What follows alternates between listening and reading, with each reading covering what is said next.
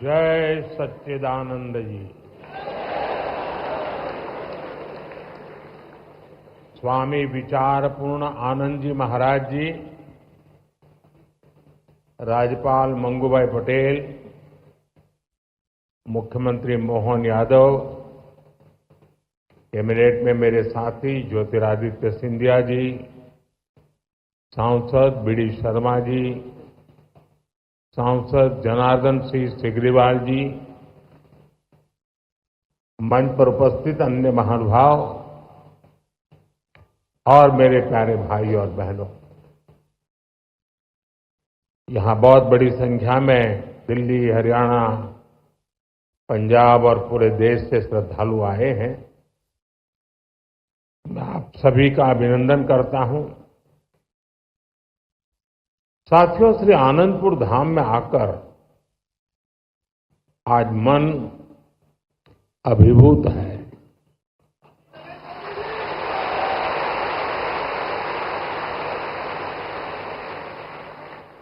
अभी मैंने गुरुजी महाराज के मंदिर में दर्शन किए। वाकई हृदय आनंद से भर गया।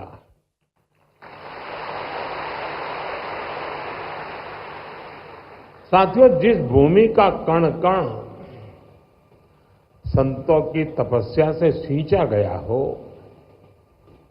जहां परमार्थ एक परंपरा बन चुका हो, जहां सेवा के संकल्प मानवता के कल्याण का पथ प्रशस्त करते हो, वो धरती साधारण नहीं है।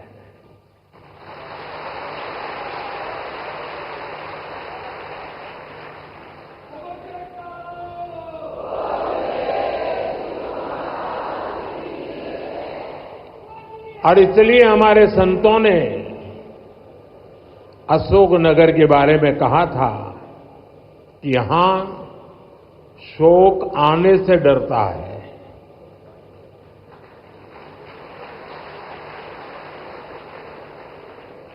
मुझे खुशी है कि आज यहां बैसाखी और श्री गुरु महाराज जी के अवतरण दिवस के उत्सव में मुझे शामिल होने का सौभाग्य मिला है।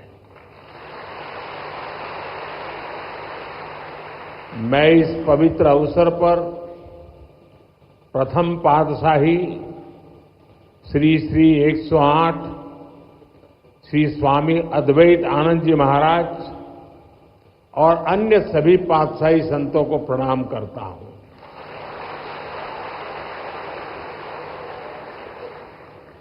मुझे जानकारी मिली है कि आज ही के दिन 1936 में श्री द्वितीय पातशाह जी को महासमाधि दी गई थी।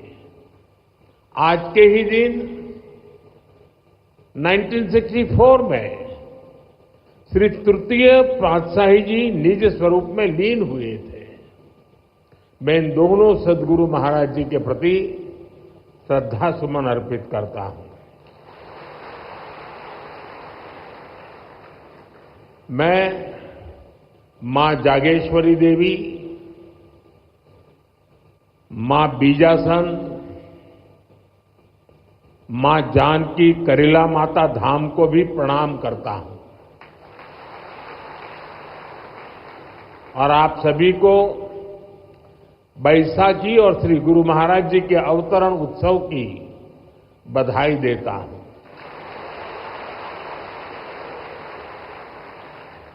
साथियों, हमारा भारत ऋषियों, मनुष्यों और संतों की धरती है। जब जब हमारा भारत, हमारा समाज किसी मुश्किल दौर से गुजरता है, कोई न कोई ऋषि, मनीषी इस धरती पर अवतरित होकर समाज को नई दिशा देता है। हम पूज्य स्वामी अद्वैत आनंद जी महाराज के जीवन में भी इसकी झलक देख सकते हैं। एक समय था जब आदि शंकराचार्य जैसे आचार्यों ने अद्वैत दर्शन के गहरे ज्ञान की व्याख्या की थी। गुलामी के कालखंड में समाज उस ज्ञान को भूलने लगा था, लेकिन उसी कालखंड में ऐसे ऋषि मुनि भी आए जिन्होंने अद्वैत के विचार से राष्ट्र की आत्मा को झकझोरा। इसी परंपरा में पूज्य अद्वैत आनंद जी महाराज ने भारत के जन सामान्य तक इसे पहुंचाने का बीड़ा उठाया। महाराज जी ने अद्वैत के ज्ञान को हम सभी के लिए और सरल बनाया, उसे सामान्य मानवीय के लिए सुलभ कर दिया। साथियों, आज दुनिया में भौतिक उन्नति के बीच मानवता के लिए युद्ध, संघर्ष और मानवीय मूल्यों से जुड़ी कई बड़ी चिंताएं भी हमारे सामने हैं। इन चिंताओं, इन चुनौतियों की जड़ में क्या है? इनकी जड़ में है अपने और पराये की मानसिकता। वो मानसिकता जो मानव को मानव से दूर करती है। आज विश्व भी सोच रहा है इनका समाधान कहां मिलेगा? इनका समाधान मिलेगा अद्वैत के विचार में।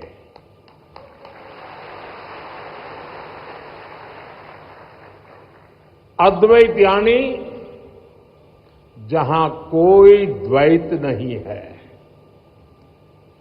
अद्वैत यानी जीव मात्र में एक ही ईश्वर को देखने का विचार। इससे भी आगे संपूर्ण सृष्टि को ईश्वर का स्वरूप देखने की सोच ही अद्वैत है। इसी अद्वैत सिद्धांत को परमहंस दयाल महाराज सरल शब्दों में कहते थे, जो तू है सो मैं हूं। सोचिए कितनी सुंदर बात है। जो तू है सो मैं हूं। ये विचार मेरे और तुम्हारे का भेद खत्म कर देता है और विचार सब मान ले तो सारे झगड़े ही खत्म हो जाए। साथियों, अभी कुछ देर पहले मेरी छठे पातशाही स्वामी श्री विचारपूर्ण आनंद जी महाराज से चर्चा हो रही थी।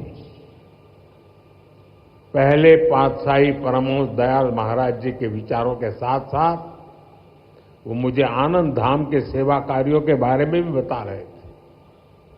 यहां साधना के जो 5 नियम तय किए गए हैं उनमें निष्काम सेवा भी एक है। निष्काम भाव से गरीब वंचितों की सेवा, नर सेवा में नारायण सेवा को देखने की भावना, ये हमारी संस्कृति का आधार है। मुझे बहुत खुशी है कि सेवा की इसी संस्कृति को आनंदपुर ट्रस्ट पूरे मनोयोग से आगे बढ़ा रहा है। ट्रस्ट द्वारा संचालित अस्पताल में हजारों मरीजों का इलाज होता है। इलाज के लिए मुफ्त शिविर लगाए जाते हैं। गौ सेवा के लिए एक आधुनिक गौशाला भी चलाई जाती है। नई पीढ़ी के निर्माण के लिए ट्रस्ट की ओर से कई स्कूल भी चलाए जा रहे हैं। और इतना ही नहीं, आनंदपुर धाम पर्यावरण संरक्षण के जरिए पूरी मानवता की बड़ी सेवा कर रहा है।